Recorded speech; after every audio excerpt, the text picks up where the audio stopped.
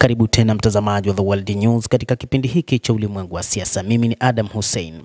Mshauri wa kijeshi wa kiongozi mkuu wa serikali ya mapinduzi ya Iran Ayatollah Al-Khamenei amesema Iran iko tayari kwa vita vya korido ili kuongeza ushawishi wa kimkakati. Mshauri huyo wa kijeshi wa kiongozi wa mapinduzi ya Kiislamu Ayatollah Al-Khamenei ametaja vita vya korido inavyoibuka kuwa ni uwanja muhimu katika uhusiano wa kimataifa na uwanja mpya wa ushawishi wa kimkakati wa Iran. Meja Jenerali Yahya Rahim Safavi ambaye alikuwa akizungumza katika mkutano wa 6 wa kamati ya kisayansi ya mkutano wa Basij, maendeleo na usalama endelevu kusini mashariki mwa Iran, amesisitiza umuhimu unaoongezeka wa nafasi ya kijiopolitiki nchini humo. Anasema dunia ya leo inashiriki katika aina mpya ya ushindani unaojulikana kama vita vya korido, ushindani unaofafanuliwa na reli, njia za barabara na barabara za uzalishaji, amesema Safavi, kamanda mkuu wa zamani wa kikosi cha walinzi wa mapinduzi ya Kiislamu IRGC. Ameeleza kuwa katika uwanja huu mataifa yenye nafasi ya kimkakati ya kijiografia na usalama imara wa umma yatakuwa wachezaji wakuu.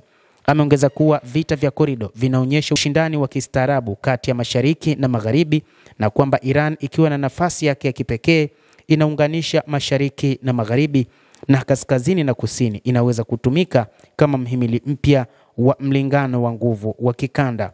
Eneo maalum la kijiografia la Iran lililoko kando ya korido za kimataifa za kaskazini kusini na mashariki magharibi ambazo zinaunganisha Asia Mashariki na Asia Mashariki na Ulaya limeipa nchi hii nafasi ya kipekee ya usafirishaji. Katika kipindi hiki ambapo nchi ya Iran imetengwa kimataifa, inatengeneza njia za kuweza kuibua uchumi wake.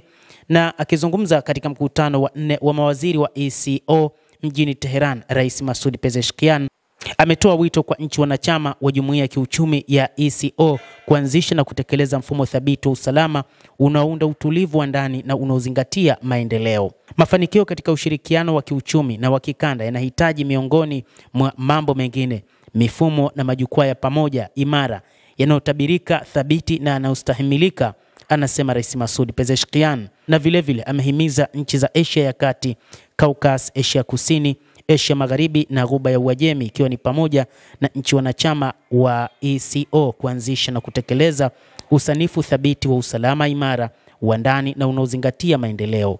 Jumuiya ya ECO ilianzishwa mwaka 1985 na Iran, Uturuki na Pakistan. Imepanuka hadi kujumuisha Afghanistan, Azerbaijan, Kazakhstan, Kyrgyzstan, Tajikistan, Turkmenistan na Uzbekistan.